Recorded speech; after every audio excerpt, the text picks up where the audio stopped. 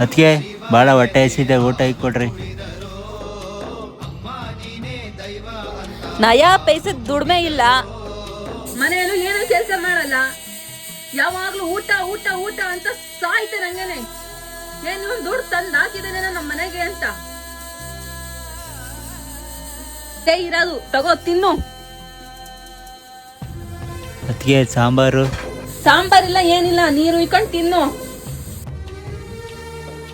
ಏನದಕ್ಕೆ ಅಳಿಸಿದ ವಾಸನೆ ಬರ್ತಾ ಇದೆ.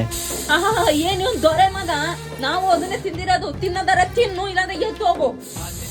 ಎಂತೆಂತವ್ರಿಗೋ ಸಾವು ಬರುತ್ತೆ, ಇಂಥವ್ರಿಗೆ ಬರಲ್ಲ.